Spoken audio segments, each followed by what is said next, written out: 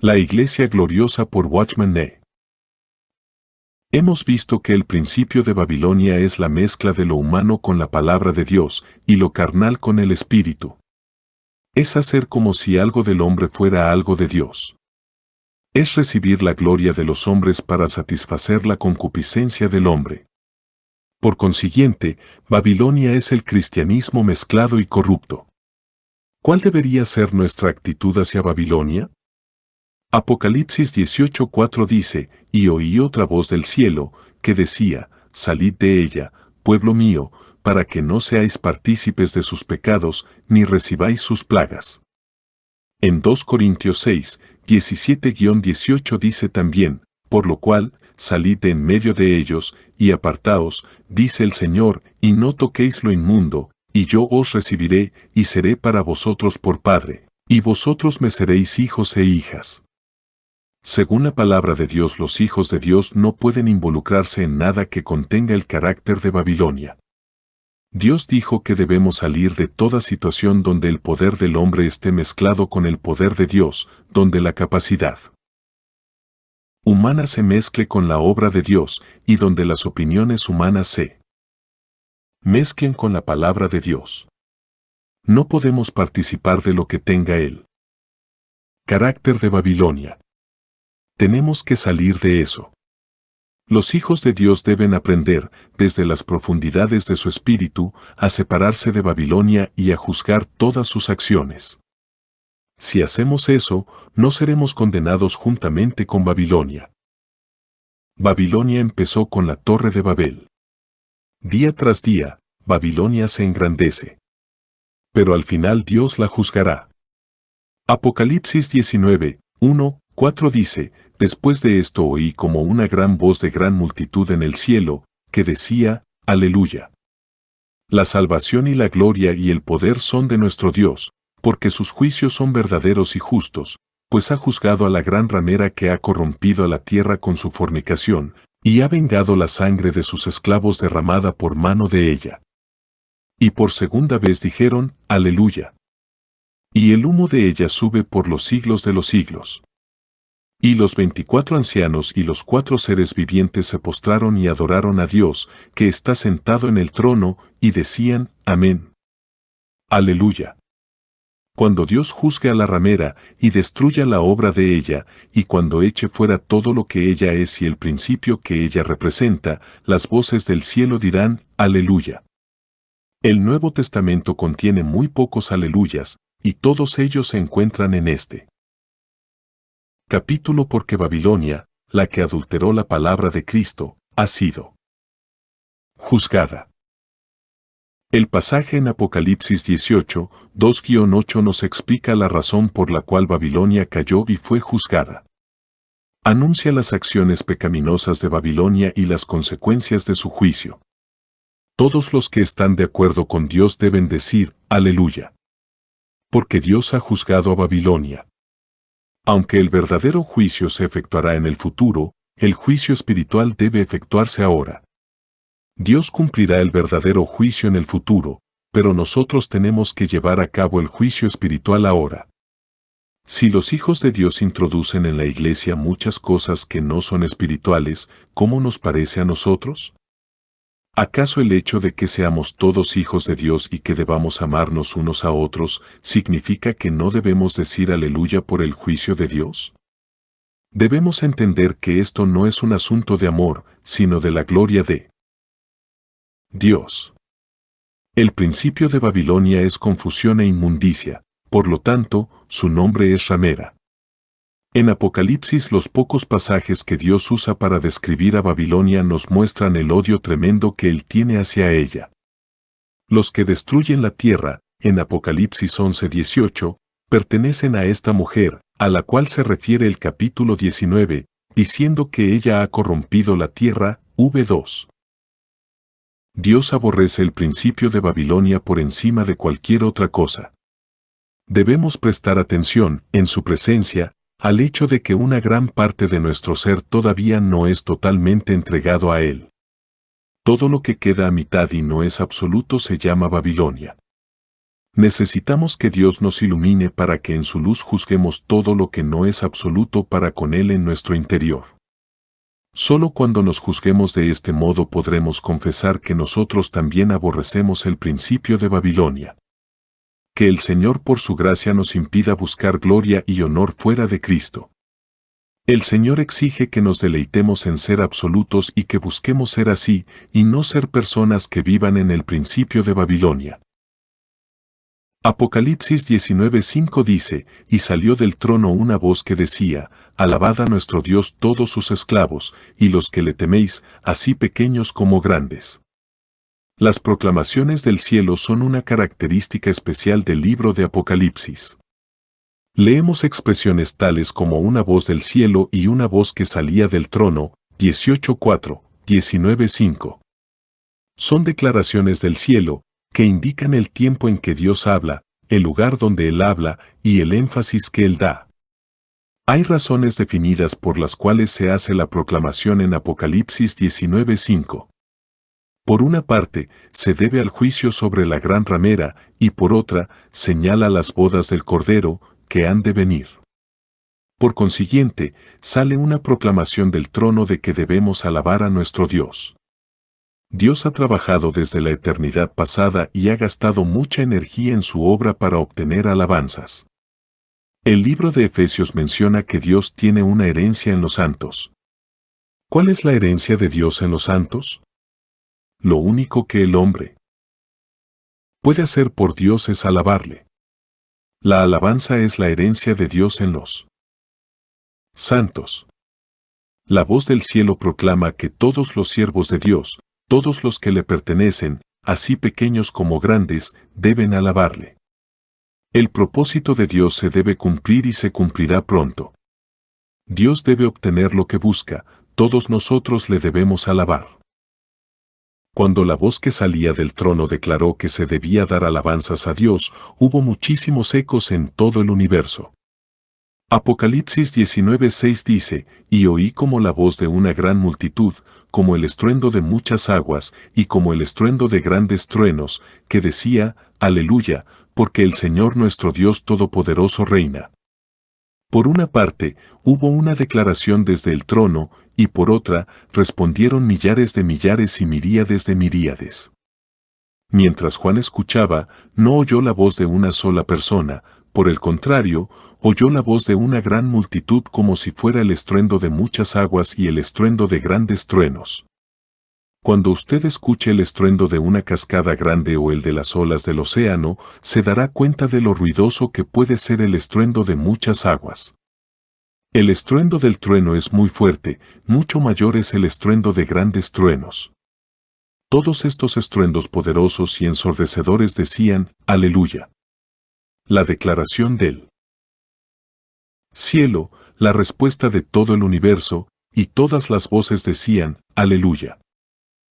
Porque se iba a producir un acontecimiento especial. El acontecimiento es el Señor nuestro Dios Todopoderoso reina. Cuando leemos esta proclamación, ¿en qué se fijan nuestros corazones? Este pasaje no dice que nosotros reinaremos y, por tanto, deberíamos regocijarnos y ser sumamente gozosos. Tampoco dice que recibiremos una corona y que, por lo tanto, deberíamos alabar a Dios.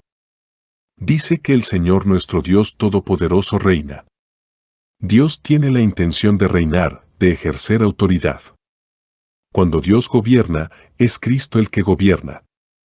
Volvamos a Apocalipsis 11:15, el reinado sobre el mundo ha pasado a nuestro Señor y a su Cristo, y Él reinará por los siglos de los siglos. Nuestro Señor se refiere a Dios, y su Cristo se refiere a Cristo. Pero el pronombre el que viene después es usado de manera extraña. Puesto que el pasaje empieza por nuestro Señor y su Cristo, parece lógico que la frase siguiera con y ellos reinarán por los siglos de los siglos. Gramaticalmente esto estaría correcto. Pero no está escrito así, pues sigue la frase, y Él reinará por los siglos de los siglos. Esto nos ayuda a entender que el reinado del Señor es el reinado de Cristo, y el reinado de Cristo es el reinado de Dios. El reino de Dios es el reino de Cristo. El reinado de Dios es el reinado de Cristo. Puesto que Dios reina y Cristo reina, todos se alegran con gran gozo y gritan, ¡Aleluya!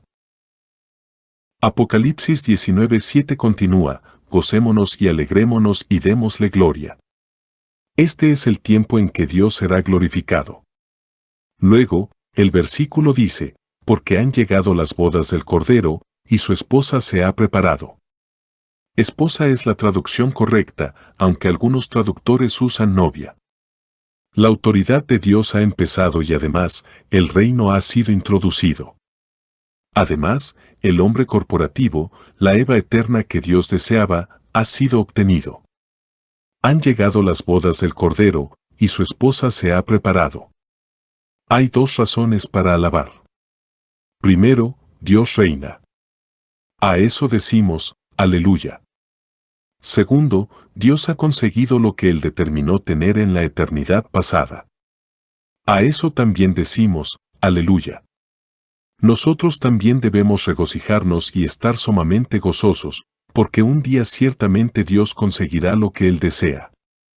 Cuando llegan las bodas del Cordero, la esposa se ha preparado. Cuando nos miramos a nosotros mismos, parece que no puede llegar el día en que Cristo se presente una iglesia gloriosa, sin mancha ni arruga ni cosa semejante. Sin embargo, puesto que esto sí sucederá, no podemos más que decir, aleluya. Por muchas las debilidades que existieran en el pasado y que sigan existiendo ahora, en aquel día Dios logrará cumplir el deseo que Él determinó. Nunca olvide esto, en aquel día, la esposa estará lista. Por lo tanto, debemos darle gloria, y debemos decir, aleluya. Leamos nuevamente el versículo 7, gocémonos y alegrémonos y démosle gloria, porque han llegado las bodas del Cordero, y su esposa se ha preparado. Debemos observar que este pasaje se refiere a la esposa del Cordero, y no a la novia del Cordero. Ahora sigamos y leamos 21, 1, 2, vi un cielo nuevo y una tierra nueva. Y vi la santa ciudad, la nueva Jerusalén, descender del cielo, de Dios, dispuesta como una novia ataviada para su marido, gramo. ¿Cuándo suceden los acontecimientos del capítulo 19, acerca de la esposa que se ha preparado? Ocurren antes del milenio. ¿Cuándo suceden los acontecimientos relatados en el capítulo 21, acerca de la novia que está preparada? Ocurren después del milenio. Puesto que la nueva Jerusalén debe esperar la llegada del cielo nuevo y la tierra nueva antes de ser la novia del Cordero, entonces ¿por qué dice que la esposa del Cordero está lista antes del milenio? Por favor, observe que el capítulo 19 no habla de las bodas del Cordero, solo dice que han llegado las bodas del Cordero. En aquel día, si miramos atrás, veremos que la ramera ha caído, y si miramos adelante, veremos el cielo nuevo y la tierra nueva. Por lo tanto, se declara que han llegado las bodas del Cordero. En realidad, les separan 1000 años. Las bodas del Cordero llegarán solo cuando hayan pasado los 1000 años.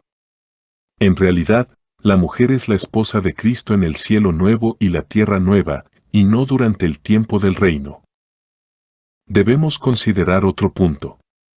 En el capítulo 12 se ve la mujer con el hijo varón y con muchos otros hijos. Pero en el capítulo 19, se ve solamente la esposa. ¿Dónde están el hijo varón y los muchos hijos? Parece que han desaparecido. ¿Cómo pueden la mujer, el hijo varón y el resto de sus hijos ser la esposa del Cordero?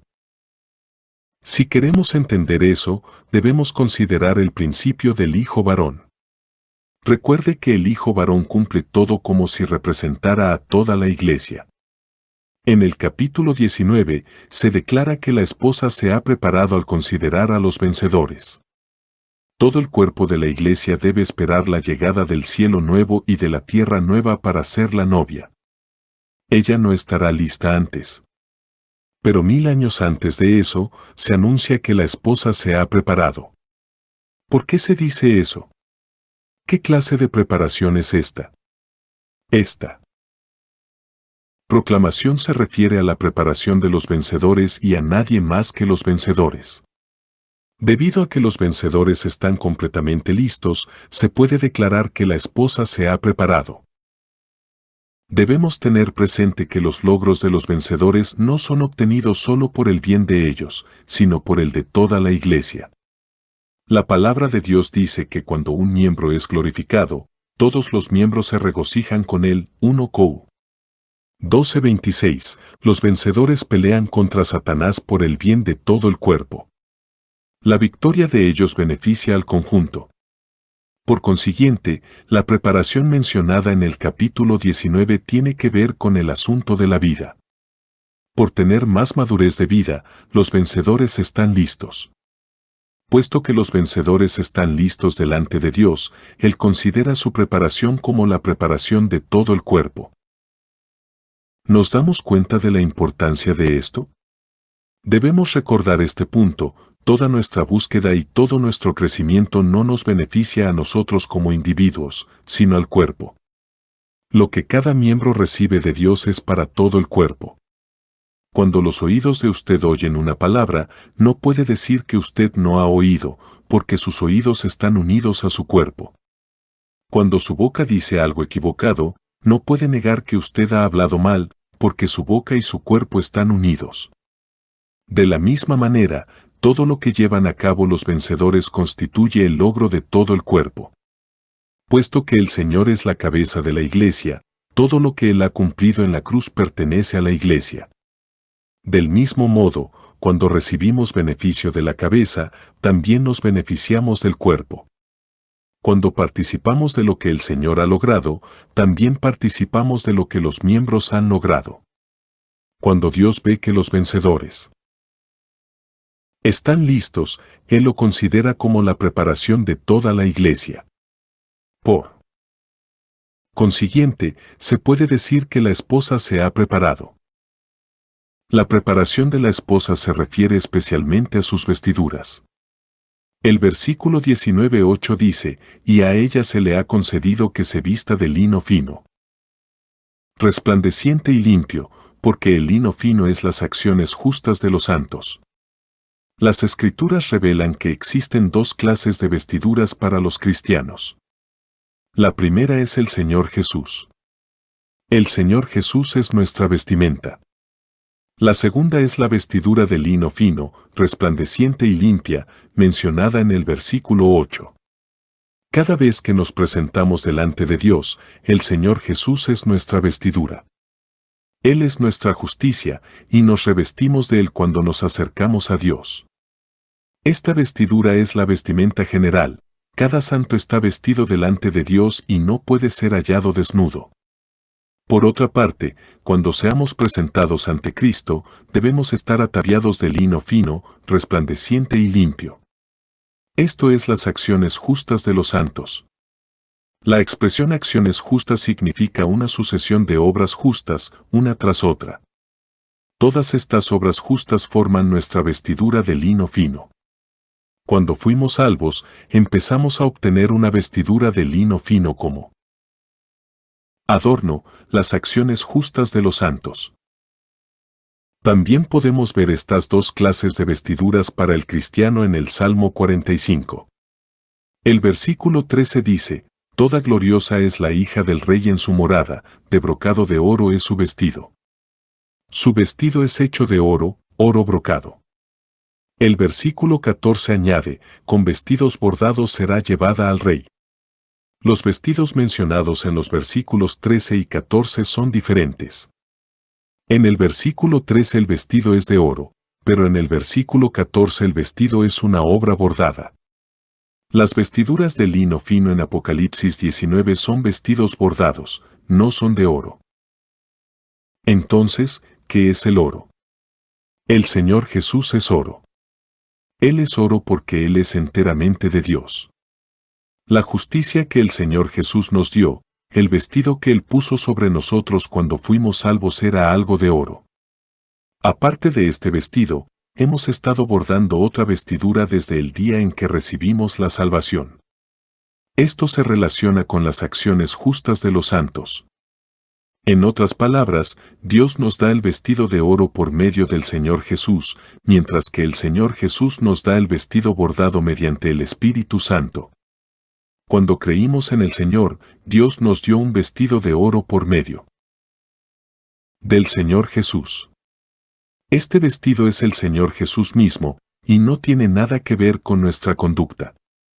Él nos lo proveyó, ya hecho. No obstante, el vestido bordado está relacionado con nuestras acciones. Es bordado punto tras punto por la obra del Espíritu Santo en nosotros día tras día. ¿Cuál es el significado del bordado? Originalmente, hay un pedazo de tela que no tiene nada encima. Más adelante, se cose algo en ella con un hilo, y con esta costura, la tela original y el hilo llegan a ser uno. Esto significa que cuando el Espíritu de Dios obra sobre nosotros, Él nos imparte el elemento de Cristo hasta que Cristo sea nuestra constitución, esto es el bordado. Entonces no tendremos solamente un vestido de oro, sino también un vestido bordado por el Espíritu Santo. Con esta obra, Cristo llegará a ser nuestra constitución y será expresado por nosotros. Este vestido bordado es las acciones justas de los santos. No se hace de una vez y por todas, sino que se repite continuamente día tras día hasta que Dios declare que está listo. Algunas personas preguntarán de qué acciones justas se habla específicamente aquí. Los evangelios relatan muchas acciones justas, como por ejemplo cuando María expresaba su amor por el Señor ungiéndole con un ungüento. Esta acción justa puede ser uno de los hilos entretejidos en su vestido de lino fino. Hubo otras personas, como Juana, la esposa de Chuza, y muchas otras mujeres que por amor al Señor le ministraron proveyéndole lo que necesitaban él y sus discípulos. Estas acciones también son justas. Nuestro corazón a menudo es tocado por el amor del Señor y lo expresamos exteriormente. Estas son nuestras acciones justas, nuestro vestido de lino fino. Este es el bordado que se entreteje ahora. Toda expresión que proceda de nuestro amor por el Señor y que es hecha por medio del Espíritu Santo es un punto entre los miles de otros puntos en el bordado. La Biblia afirma que todo aquel que solo da un vaso de agua fresca a un pequeño de ninguna manera perderá su recompensa. Es una acción justa que se hace por amor al Señor. Cuando tenemos alguna expresión o acción de amor por el Señor, esta es una acción justa. Apocalipsis 7:9 dice que el vestido es una vestidura blanca. Fue limpiado y blanqueado en la sangre del Cordero. Debemos recordar que la sangre es lo único que nos puede limpiar y blanquear. No solo debemos ser limpiados de nuestros pecados, sino que también debemos ser limpiados de nuestro buen comportamiento, el cual también solo puede ser blanqueado al ser limpiado en la sangre. No existe ni un solo acto del cristiano que sea originalmente blanco. Aunque hagamos algunas acciones justas, están mezcladas y no son puras. A menudo hemos sido amables con los demás, pero en nuestro interior, no estábamos dispuestos a ser así. A menudo hemos sido pacientes para con otros, pero cuando fuimos a casa murmuramos. Por consiguiente, después de llevar a cabo una acción justa, seguimos necesitando el lavamiento de la sangre.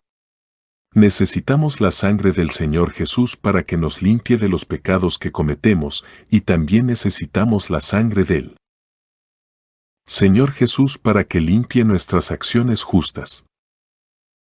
Ningún cristiano podrá hacer un vestido que sea de una blancura pura. Aun cuando pudiésemos hacer un vestido que fuese puro en un 99%, todavía quedaría un 1% de mezcla. Ante Dios, ningún hombre es totalmente sin mancha.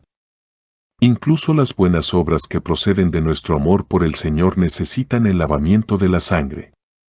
Un hombre muy espiritual dijo una vez que hasta las lágrimas que vertía por el pecado debían ser limpiadas por la sangre. O, hasta las lágrimas de arrepentimiento deben ser limpiadas por la sangre. Por lo tanto, Apocalipsis 7:14 indica que sus vestiduras fueron blanqueadas en la sangre del Cordero.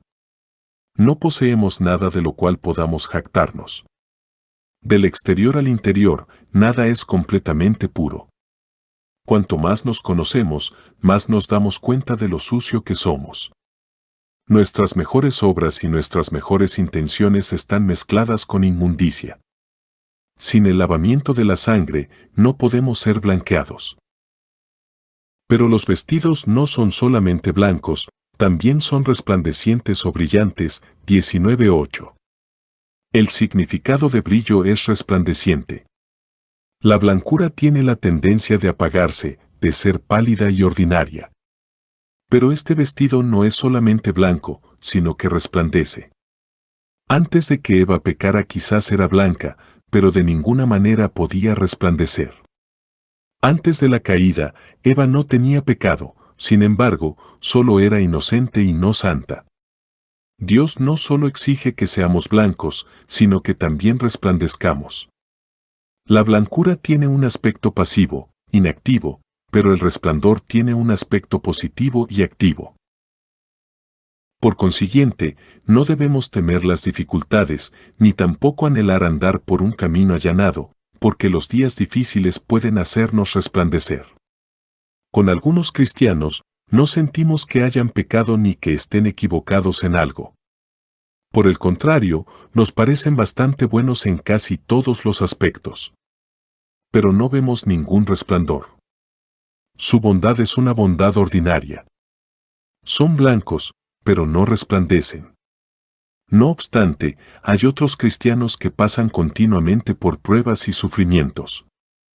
A menudo tiemblan tanto que dan la impresión de que ciertamente se caerán, pero siguen de pie. Después de cierto tiempo estos cristianos obtienen una calidad resplandeciente.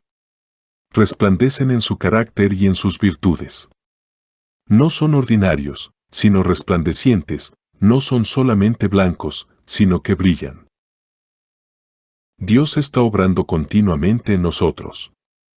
Él siempre trabaja sobre nosotros para que seamos blancos y Él está laborando continuamente sobre nosotros a fin de que resplandezcamos. Él anhela que brillemos. Por consiguiente, debemos pagar un alto precio. Debemos estar dispuestos a que nos sobrevengan toda clase de dificultades. De otro modo, nunca podremos resplandecer. La blancura no basta, Dios exige que se vea en nosotros un resplandor positivo. El temor a la dificultad, a tener problemas, y el anhelo por una vida placentera nos harán perder nuestro brillo. Cuanto más dificultades encontramos, más podemos resplandecer. Las personas que llevan una vida fácil y ordinaria quizás sean blancas, pero nunca resplandecerán. Este vestido es de lino fino. Las Escrituras nos enseñan que la lana y el lino tienen significados distintos. La lana denota la obra del Señor Jesús y el lino fino denota la obra del Espíritu Santo. Isaías 53:7 describe al Señor Jesús como una oveja enmudecida delante de sus trasquiladores. En este versículo podemos ver que la lana posee el carácter de la redención. No obstante, el lino fino no acarrea ningún carácter de redención. Es el producto de una planta, no está asociado con la sangre. El lino fino es el producto de la obra del Espíritu Santo dentro del hombre. El vestido de lino fino indica que Dios no solo exige que el hombre tenga la justicia de Dios, sino que tenga también sus propias acciones justas. Dios no solo intenta obtener su justicia en nosotros, sino que también tiene la intención de conseguir muchas acciones justas en nosotros. Y a ella se le ha concedido que se vista de lino fino, resplandeciente y limpio. Ap. 19:8. Todas las obras, todas las acciones justas exteriores, son producidas por la gracia. A ella se le ha concedido. Las obras no son hechas por el hombre natural, son el producto de la obra del Espíritu Santo en el hombre. Debemos aprender a acudir al Señor y decir con expectación: Señor, concédeme la gracia. Señor, concédemela. Qué bueno es esto, el vestido nos es dado por gracia. Si decimos que nosotros hicimos el vestido, es cierto, fue verdaderamente elaborado por nosotros. Pero por otro lado, Dios nos lo da, porque no podemos producir nada cuando dependemos de nosotros mismos. El Señor lo lleva a cabo en nosotros por medio del Espíritu Santo. Frecuentemente pensamos que una carga pesa mucho. Queremos escapar, casi suplicando al Señor, oh, Señor, libérame. Pero debemos cambiar nuestra oración y decir, Señor, ayúdame a llevar la carga. Señor, ayúdame a aguantarla. Hazme blanco y concédeme el ser vestido con ropa resplandeciente. Apocalipsis 19:9 dice, y me dijo, el ángel, escribe. Dios habló, y pidió a Juan que lo escribiera. ¿Qué escribió? Bienaventurados los que son llamados a la cena de las bodas del Cordero. El ángel dijo, estas son palabras verdaderas de Dios.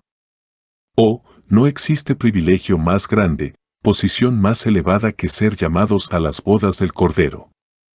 Estas son palabras verdaderas de Dios. Dios pone en claro que estas son sus palabras verdaderas. Debemos aceptarlas, debemos prestar atención a ellas y recordarlas. Asamblea en Santo Domingo Este. Escrito por el hermano Watchman Nee en el año 1951. Para más información comuníquese con este número de WhatsApp. 1-829-747-1995.